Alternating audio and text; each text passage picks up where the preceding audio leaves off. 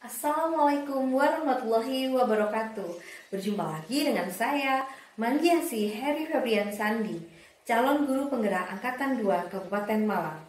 Pada kali ini, saya akan membahas tentang koneksi antar materi, kesimpulan dan refleksi pemikiran Ki Hajar Dewantara. Baik, bersama-sama mari kita simak tayangannya.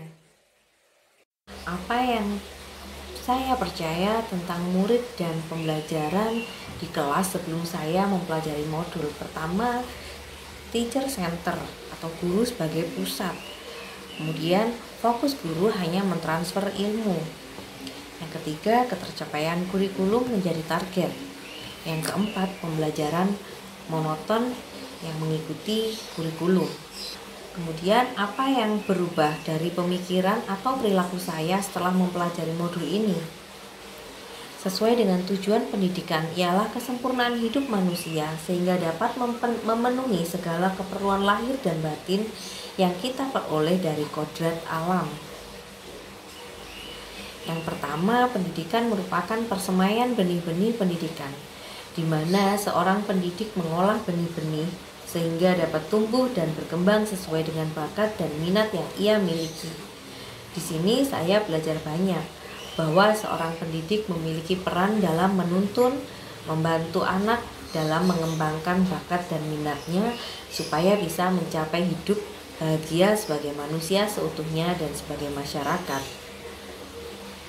Selanjutnya, seperti yang dikatakan Ki Hajar Dewantara, bebas dari segala ikatan, dengan suci hati mendekati sang anak, bukan untuk meminta suatu hak, melainkan untuk berhamba pada sang anak. Metode kodrat iroda, natur dan evolusi, bisa juga dinamakan metode kaki among nini among, yaitu metode among siswa.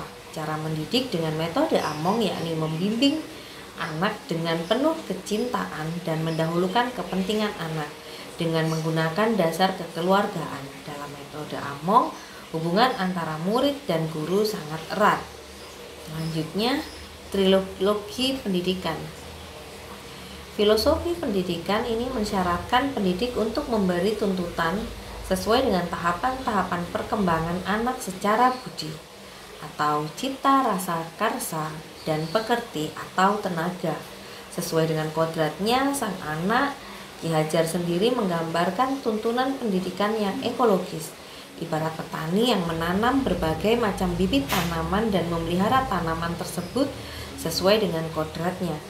Tuntunan ini bersifat holistik, tak boleh lepas dari pendidikan sosial dan kultural. Yang selanjutnya, pendidikan adalah suatu proses yang tidak diam. Dia harus terus berubah dan berkembang sesuai dengan kondisi zaman dan juga kondisi anak. Pendidikan harus mengikuti perkembangan zaman.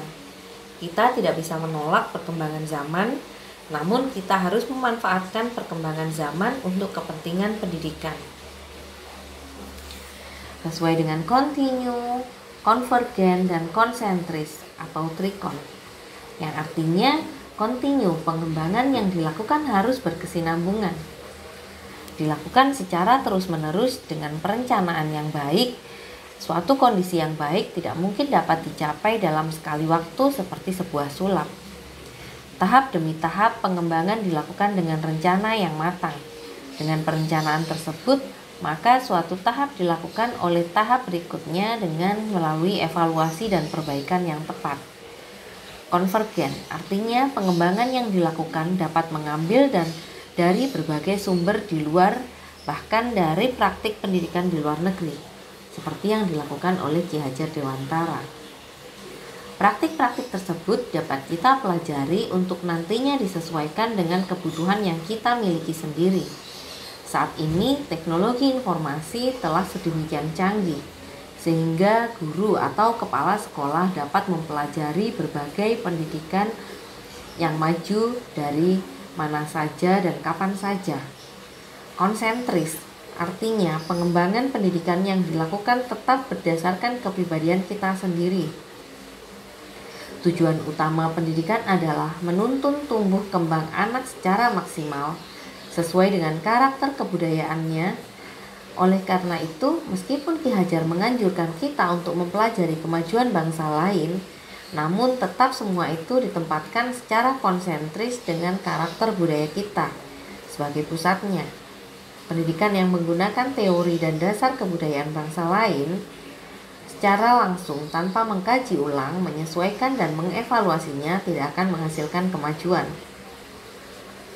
Selanjutnya, Ingarso Sung Tulodo berarti guru sebagai pemimpin atau pendidik berdiri di depan dan harus mampu memberi teladan kepada anak didiknya. Ingmadyo Mangunkarso yang berarti bahwa seorang pemimpin berada di tengah harus mampu membangkitkan semangat anak didiknya. Tukuri Handayani yang berarti bahwa seorang pemimpin mengarahkan anak didik agar berani berjalan di depan dan sanggup bertanggung jawab atas dirinya sendiri. Selanjutnya, apa yang bisa segera saya terapkan lebih baik agar kelas saya mencerminkan pemikiran Ki Hajar Dewantara? Yang pertama, bercermin terhadap Ki Hajar Dewantara, pendidikan menghamba pada anak, yakni pendidikan fokus pada anak, di mana anak sebagai fokus tujuan pendidikan. Saya akan memberikan kesempatan kepada anak untuk lebih bereksplorasi diri, beraktualisasi diri, dan mengembangkan bakat dan minatnya. Yang kedua, dengan menerapkan azas Trikon, pendidikan selalu mengikuti perkembangan zaman, di mana saya akan berusaha mengajak anak-anak untuk memanfaatkan perkembangan teknologi untuk pendidikan. Yang ketiga, mengembangkan pembelajaran yang diterapkan pada taman siswa, yaitu memberikan pembelajaran taman, artinya tempat bermain, yang kodrat anak adalah untuk bermain, jadi memberikan pembelajaran dengan metode permainan. Yang keempat, berusaha membantu anak untuk mengenali bakat serta minatnya agar mereka dapat berkembang dan mencapai tujuan hidupnya secara baik. Yang kelima, berusaha menerapkan trilogi pendidikan Ki Hajar Dewantara, yakni menjadi tauladan, memberi motivasi serta mengarahkan anak didik agar berani menghadapi tuntutan zaman. Demikian tadi tayangan tentang koneksi antar materi, kesimpulan, dan refleksi pemikiran Ki Hajar Dewantara. Terima kasih. Wassalamualaikum warahmatullahi wabarakatuh.